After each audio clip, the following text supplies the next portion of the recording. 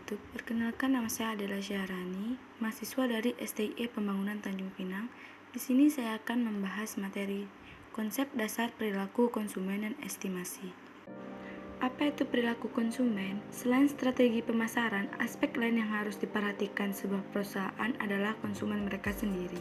Dengan mengenal konsumen, tingkat keefektifan bisnis industri akan lebih maksimal. Teori ini sendiri seringkali dibahas dalam ranah ilmu komunikasi dan psikologi. Secara sederhana, teori perilaku konsumen adalah studi di mana Anda bisa mengetahui dan mempelajari perilaku seseorang terhadap brand atau perusahaan yang dibuat. Selanjutnya ada faktor yang mempengaruhi perilaku konsumen. Yang pertama ada sosial. Salah satu faktor yang mempengaruhi perilaku konsumen adalah aspek lingkungan sosial. Tidak hanya peran dan status sosial seseorang, faktor ini juga meliputi pengaruh yang dibawa oleh kelompok-kelompok di sekitar konsumen. Kedua ada budaya. Latar belakang budaya seseorang juga bisa mempengaruhi perilaku mereka terhadap suatu produk yang ditawarkan. Tidak jarang, seorang konsumen menjadi aspek ini sebagai prioritas mereka dalam memilih sebuah produk. Yang ketiga ada pribadi atau personal. Selanjutnya, faktor yang mempengaruhi perilaku konsumen adalah berasal dari pribadi konsumen itu sendiri. Beberapa variabel yang berkaitan dengan personal konsumen adalah aspek demografis, yaitu usia, jenis kelamin, besar pendapatan, dan lainnya. Yang keempat, ada psikologis, yaitu sikap dan kepribadian seseorang termasuk dalam faktor psikologis yang juga bisa mempengaruhi mereka untuk mengambil keputusan terhadap sebuah produk. Salah satu variabel yang berkaitan dengan faktor psikologis adalah gaya hidup. Di sini ada tujuan utama konsumen mengkonsumsi suatu produk yang dijual di pasar adalah untuk memaksimumkan kepuasan total atau total utilitas.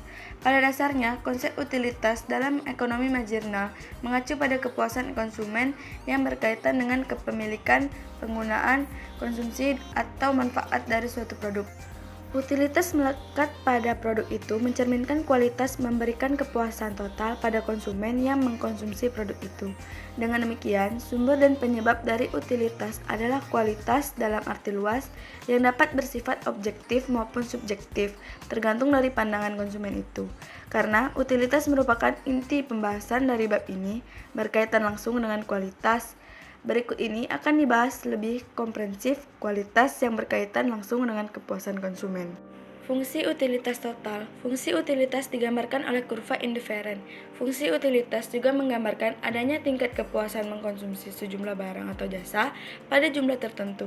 Semakin banyak jumlah yang dikonsumsi, maka akan semakin besar pula tingkat kepuasan yang didapatnya. Namun hal ini tidaklah berlaku seterusnya. Dalam teori utilitas dikenal juga konsep penurunan utilitas marginal, yang menjelaskan adanya penurunan kepuasan pada setiap tambahan yang diberikan.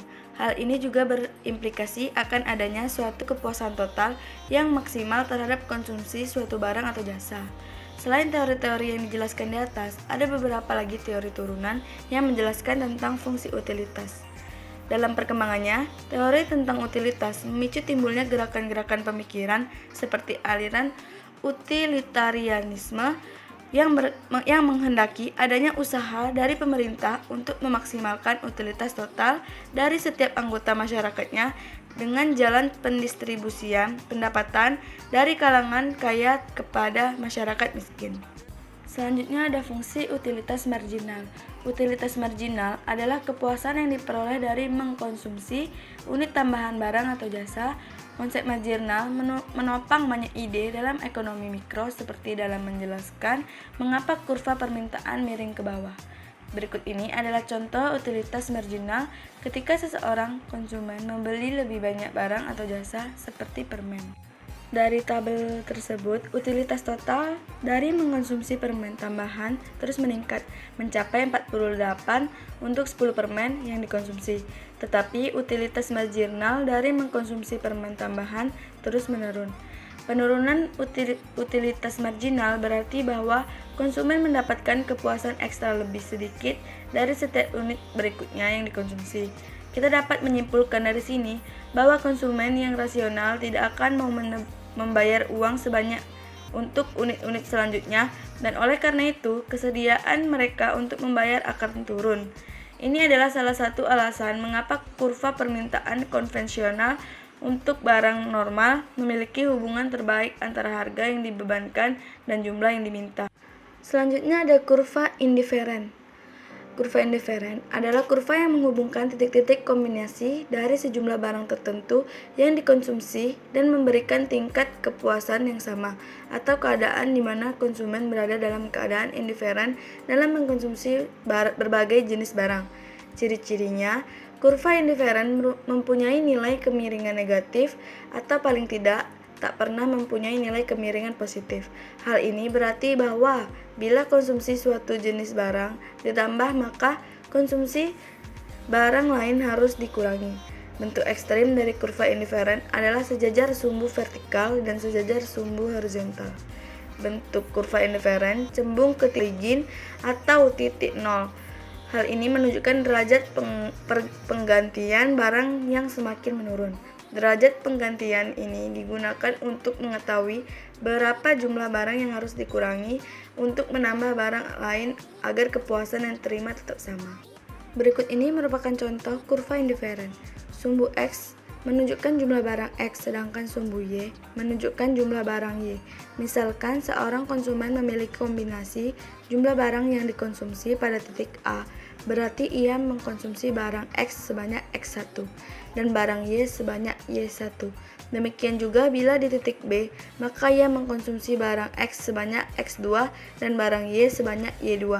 Tingkat kepuasan konsumen di setiap titik yang dilalui kurva indiferen selalu sama, yaitu sebesar A. Apabila parameter A diubah-ubah nilainya, maka akan diperoleh himpunan kurva indiferen yang tidak saling berpotongan. Kurva indiferen merupakan kurva turun karena untuk menambah jumlah barang X yang dikonsumsi, konsumen harus mengurangi jumlah konsumsinya terhadap barang Y agar tingkat kepuasan tetap sama. Kurva indiferen juga cembung terhadap titik pusat koordinat. Keadaan ini menunjukkan bahwa setiap pengurangan Y sebanyak delta Y harus diimbangi dengan penambahan X sebanyak delta X agar tingkat kepuasan dapat dipertahankan. Ini selaras dengan hukum substitusi yang menyatakan bahwa semakin langka suatu barang, semakin besar nilai substitusinya terhadap barang yang jumlahnya melimpah. Selanjutnya ada budget constraint. Budget constraint atau batasan anggaran mengacu pada kendala pengeluaran atau investasi karena keterbatasan ukuran pendapatan. Pengeluaran harus tetap dalam batas yang ditentukan oleh garis anggaran. Ini berlaku untuk agen ekonomi apapun, baik individu, perusahaan, atau pemerintah. Disebut juga dengan kendala anggaran. Batas anggaran konsumen.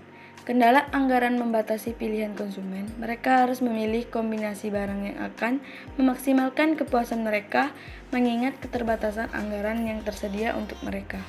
Batasan anggaran konsumen dapat diformulasikan sebagai fungsi matematika sebagai berikut.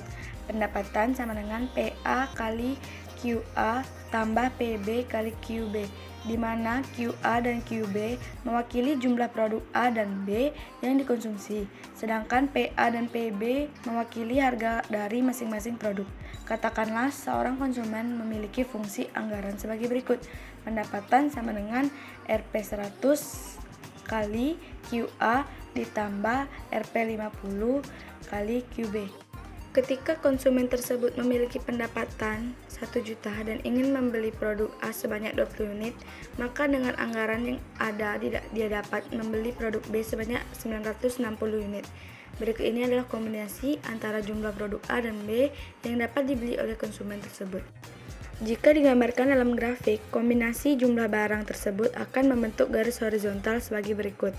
Selanjutnya ada budget line atau garis anggaran. Budget line atau garis anggaran adalah kurva yang menggambarkan kombinasi konsumsi dua jenis barang yang membutuhkan anggaran yang sama besar. Untuk dapat lebih memahami terkait budget line, coba perhatikan kurva budget line berikut. Baiklah, garis anggaran ditunjukkan oleh garis berwarna biru. Sepanjang garis anggaran tersebut menunjukkan biaya yang sama, sehingga konsumen dapat memilih kombinasi dua macam barang yang dikonsumsi. Kombinasi barang yang dikonsumsi bisa saja X1 dan Y1, X2 dan Y2, atau X3 dan Y3. Pilihan kombinasi oleh konsumen tersebut akan memberikan biaya yang sama besar, sehingga garis anggaran dapat diformulasikan dengan BL sama dengan PX kali QX ditambah P PY dikali QY, di mana BL adalah budget line, P adalah harga barang, sehingga PX menunjukkan harga barang X dan PY menunjukkan harga barang Y. Sedangkan Q merupakan kuantitas barang yang dikonsumsi, sehingga QX akan menunjukkan kuantitas barang X yang dikonsumsi dan YXY menunjukkan kuantitas barang Y yang dikonsumsi. Sehingga dari gambar kurva anggaran di atas dapat dirumuskan dengan BL sama dengan PX dikali QX1 ditambah PY dikali QY1 sama dengan PX dikali QX2 ditambah PY dikali QY2 sama dengan PX dikali QX3 ditambah PY dikali XY3. Dari nilai matematis di atas dapat dipahami, misalnya ketika seseorang memilih untuk mengkonsumsi barang sebanyak X1 dan Y1, maka biaya yang harus dikeluarkan adalah sebesar PX dikali QX1 ditambah PY dikali QY1. Kombinasi pilihan barang yang dikonsumsi tersebut menghasilkan biaya yang mencapai garis anggaran BL. Bila konsumen memiliki kombinasi pilihan konsumsi barang yang berbeda, misalnya X2 dan Y2, maka biaya yang dibutuhkan untuk konsumsi tersebut akan sama, karena garis anggarannya menggambarkan biaya yang sama untuk berbagai pilihan kombinasi konsumsi dua jenis barang. Begitu pula bila konsumen memilih kombinasi pilihan X3 dan Y3. Baiklah, sekian yang dapat saya jelaskan. Apabila ada kekurangan, saya mohon maaf. Wabillahi taufiq walhidayah. Wassalamualaikum warahmatullahi wabarakatuh. Terima kasih.